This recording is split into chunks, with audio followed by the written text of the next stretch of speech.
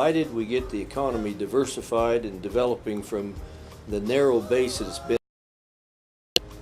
that consulting is in an early stage of really well diversified development.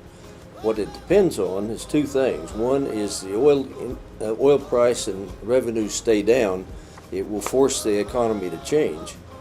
And as it forces the economy to change, government itself is going to have to divest itself of many of the businesses because it can no longer afford to keep them. The net result of this is that you're going to see the old industries in Nigeria change considerably as they meet the new environment, but more importantly, the new industries that are going to be developed are diversifying the entire economy, and these will be more in agriculture, in the food chain that depends on agriculture, on import industries now that we're going to develop local production. And I think in general you're going to see a much more diversified economy provided the oil price and revenue stay down and government responds the way it should.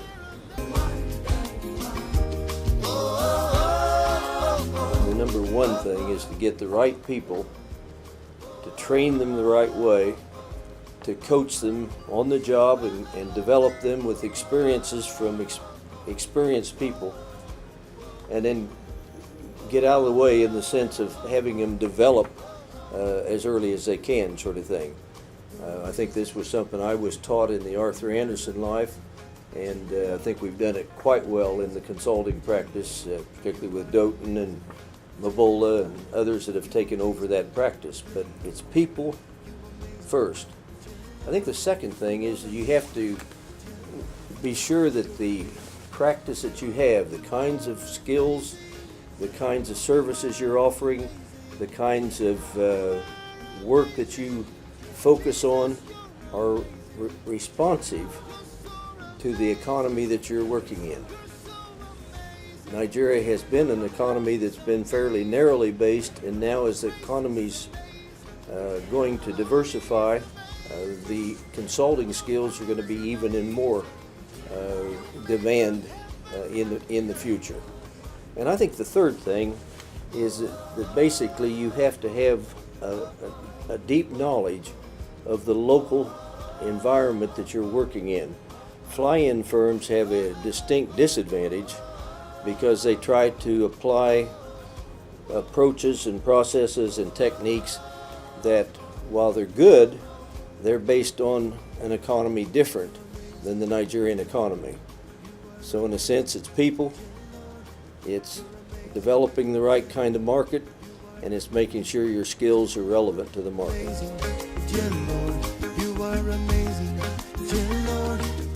I think the alumni, both of Arthur Andersen and of Accenture, have demonstrated as they leave the firms that they are very highly regarded in industry, and they end up being leaders very quickly in anything that they go into. Now they also, from the standpoint of any consulting firm, the alumni are probably the most important salespeople.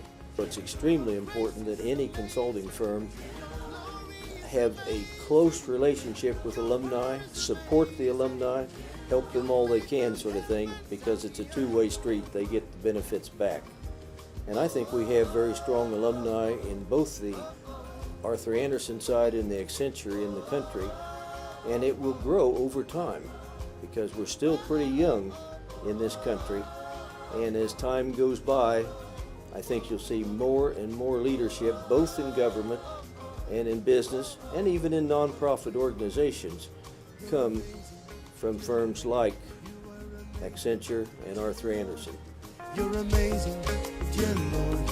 You are amazing, dear Lord. You amaze me, dear Lord. You amaze me. If there's one thing that is responsible for the success of Accenture in Nigeria, and I mean by Accenture to include Arthur Andersen before it, and even maybe right now at KPMG. That one thing is the quality of people that the firm recruited. The firm recruited very, very bright people, very, very ambitious people who are willing to learn and so on. And then the firm invested significantly, in their training and development. So they became the best professional, they can possibly be. So when you have a combination of very good people to start with the best training obtainable in the profession, the quality of the people, the training, of course, like I said, is the choice of clients. We were very picky in the assignment we took. We were more interested in transformational assignments and so on. And of course, we were also interested in clients that are interested in making a real difference. Now, the other thing that I would say was responsible for the success of the firm in Nigeria is the environment that we create. There's something about the Accenture environment. It's very accommodating, has its own combination of stress, support, challenge, the whole work. And so it just makes for professional growth. I mean, we have this thing about respect for the individual, you work hard, you do whatever it takes to satisfy the client and so on. Those are the best of you. So for me, therefore, Accenture is a very good place to make a career. And even if you don't want to make a career in Accenture, it's a very good place to get significant training that you can then leverage for a career outside the firm. Heaven sound the earth by the words of your mouth. My expectations for Accenture in today's Nigeria is basically being the same, except of course that we are living in interesting times. We are living in very, very challenging times. And it's challenging times that require, innovative solutions and so on. And that's basically where Accenture comes in. I've always maintained that Nigeria is a country that has yet to be built. And there are still so many things we have to do that require all kinds of skills and backgrounds and knowledge. And Accenture is very well positioned to provide this. So the more challenging the environment is, such as we have, the more there is a need for people with innovative solutions and so on that can bring what you might call best-in-class ideas to the table, and not just the ideas but also assist with the implementation, basically making change happen. And that's basically what Accenture has always done very well. I remember in those days we so proud ourselves in not producing just reports but results. So which means therefore beyond the recommendation we stand behind our clients to make sure things are implemented and so on. So when you have a situation like we have now in Nigeria with the economic challenges that the country faces, we need very innovative, very creative, very result-oriented help. I mean, the country needs a lot of help. And I think Accenture is very, very well positioned to provide that help. Now, whether we'll go for that help or not remains to be seen. Clearly, we haven't done all that we should have done. I think there's enough work in this country to keep Accenture busy all year round. Maybe 1,000 consultants all year round, and still leave enough room for McKinsey and for Bain and all the other people for coming to the market. But the unfortunate about Nigeria is that we have yet to seriously start addressing the issues that sooner or later, hopefully sooner than later, we'll get there, and that should keep Accenture or the likes of Accenture very busy and very occupied. You are so wonderful. You are amazing. My advice to Accenture people is basically work hard and work smart. And that's basically been the success, the secret to the success of Accenture. It's a very accommodating, very supportive environment that we have. We've got a lot of mentoring, a lot of training, a lot of development, and it's an environment that brings out the best that you can possibly be. And on top of it all is a meritocracy, which means you get by or you get along based purely on your contribution. So it's an environment where you can be what is you want to be. You can literally write your own ticket. So the advice therefore is just once you get in, and when you get in, principles that you're good, you can learn, you want to grow, you want to make a difference and so on. is to basically apply yourself and work very hard and take advantage of all that the firm has to offer, including the global connections. Because there are not many firms where you can tap into the knowledge and the experience of thousands and thousands of consultants across the world that is available to you on tap. All you do is ask, and the firm shares knowledge seamlessly, and it just makes you the best person you can possibly be in this environment. Now, if you do that and you work hard, your reward, of course, is progress. Our firm still pays competitive wage, like this in my days. Even though we're not the best payer, the firm more than made up for that difference. The other soft benefits that we got, the training, the mentorship, the quality of the environment, the quality of people that you work with, and so on. One of the things you miss when you leave Accenture is that a lot of things we take for granted, like the quality of the environment or the quality of people that you work with and so on. That's still not there. I mean, that is the first thing you miss.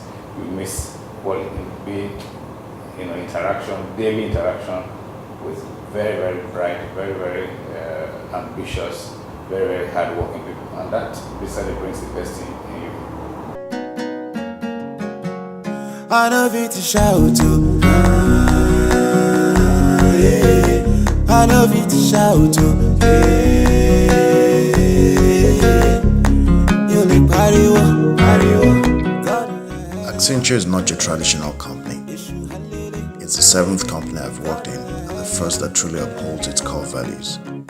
I believe the founding fathers of the firm, Dick and Dotton, deserve a lot of credit for putting in the structures that have helped to shape the organization today. Our core values, which are covered under the acronym BRICOS, B-R-I-C-O-S, are universal in appeal and makes us a truly, truly great institution. Best people. Respect the individual. Integrity. Client value creation. One global network. Stewardship. Accenture.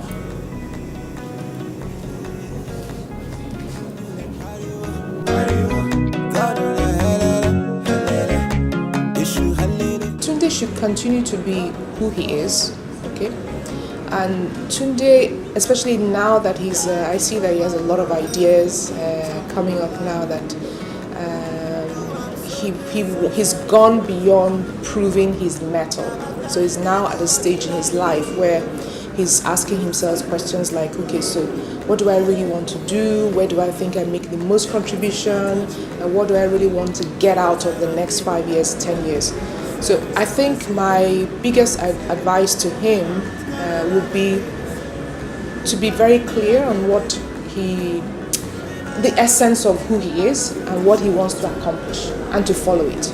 Because ultimately, that's all we have. Ultimately, when you're 70 and 80, you look backwards. It's not really how much money you made over the time or the roles and titles that you had. It's whether you are happy with what you have contributed, whatever that sphere of contribution ends up to. So that's my advice to him. And of course, I need hardly say it because Tunde will be who Tunde is anyway.